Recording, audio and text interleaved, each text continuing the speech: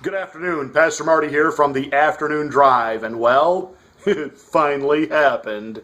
We look at what's happened on the National Security Council. We look at what's happened inside the White House. You have David Ignatius, Tom Friedman, Bob Woodward, all these people saying that things are going better on the National Security Council. That didn't just happen. There was a battle inside the White House, and guess what?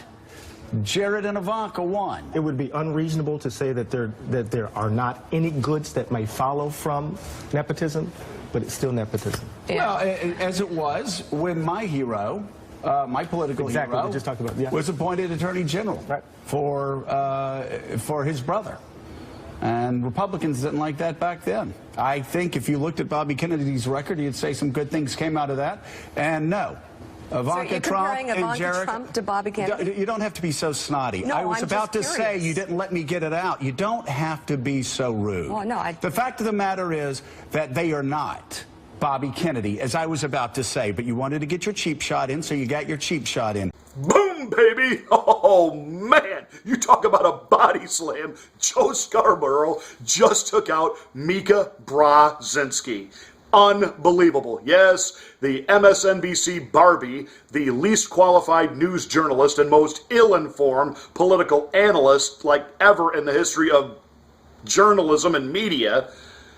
She is brain dead. She is absolutely a nitwit and a twit. She got the gig because of her last name. She gets to keep the gig because of her special pillow relationship with the host, Joe Scarborough. But we all know where Mika Brzezinski really has her brains. That said, the fact that he basically called her a snot and rude, oh man. Now, was this a setup? Was this something they planned to do, you know, just to garner a little bit of media attention? Because certainly nobody watches the show, although I don't know how she felt about being slammed like that on national television. Or is he really in hot water? What was it like when he went home that night? Hey, baby, I'm home. Anyway, that said, let's deal with the actual context of the conversation. Ivanka Trump, Bobby Kennedy, because they were talking about how presidents are ill-served and most real presidents don't surround themselves with family.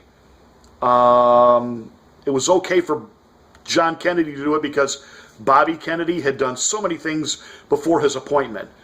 Well, Ivanka hasn't exactly been laying around the beach every day. She is a CEO. She has started several companies. She has run major corporations. She's actually accomplished something with her life. Joe, Mika, panelist experts on Morning Joe, what have you guys done besides write and snipe at people all day? Yeah, that's exactly what I thought. But we completely seem to have missed the fact that, number one, the Kennedys were just a bootlegging family. Well, that's how they made their money. The patriarch of the family made all of his money during Prohibition, making bootleg booze. So, this so-called royal family, the Kennedys of Camelot, they're bootleggers. They could be from the hills of West Virginia, for crying out loud. The hills of Tennessee. They're moonshiners. Okay, let's move along because we know it doesn't fit their narrative of trying to just always at every opportunity impugn the reputation of Donald Trump and somehow paint his family to be, you know nothings. What about the fact that Hillary Clinton had an office near Bill? Obviously, she should have had her office in his office. Maybe then there wouldn't have been a Monica Lewinsky. Just saying. But Hillary Clinton hadn't been elected to anything. She hadn't actually done anything other than run her mouth and make a lot of money as a lawyer representing some interesting corporate entities. But yet, she got to dabble with Hillary Care and reworking the entire American healthcare system.